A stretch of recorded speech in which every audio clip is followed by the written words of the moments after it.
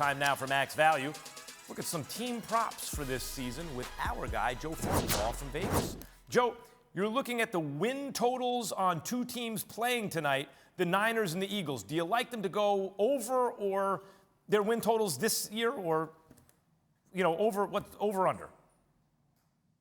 Let's start with the over on the San Francisco 49ers. Not my favorite bet, but one I am going to make it 10 wins. This is a team that won 10 games last year after that 3-5 start. And you know what's going to happen this season? They're going to bring back a top 10 defense. They're going to have an elite running game, which means Kyle Shanahan is going to be able to control the tempo. The key is Trey Lance. Well, look at what the schedule makers did for him. It's a big favor early in the season.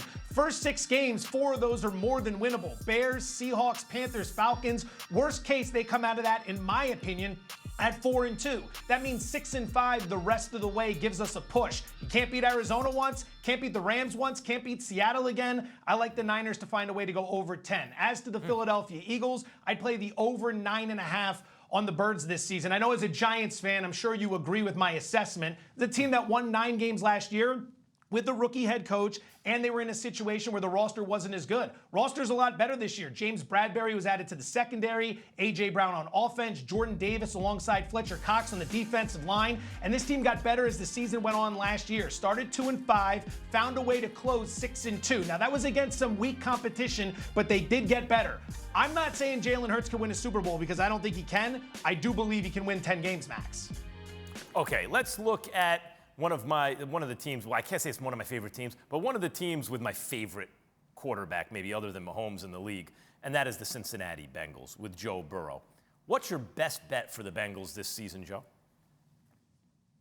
Yeah, if you're in Cincinnati right now, you're not going to want to hear this, but I would play no on the playoffs. It's plus money at plus 125.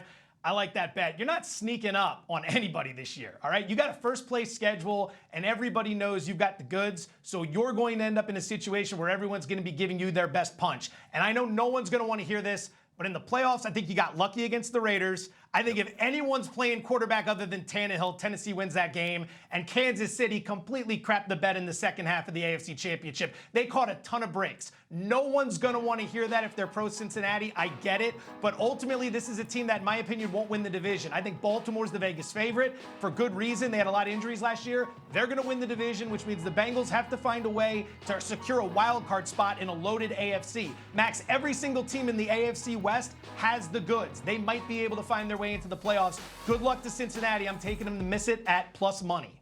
Joe, it's such sound reasoning. I understand. But let me give you a reason why I think they are good. I don't know if they'll do anything in the playoffs this year, but why I think they're going to make it. Some guys, there are good reasons why you shouldn't make the playoffs. It's loaded. Something happens. Some guys, doesn't worry too much about that. They just know they're going to the playoffs. And Joe Burrow strikes me as that kind of guy. And I think his teammates believe it too. And by hook or by crook, I expect them to at least get there. But I cannot argue with your logic. Thanks for watching ESPN on YouTube. For live streaming sports and premium content, subscribe to ESPN+.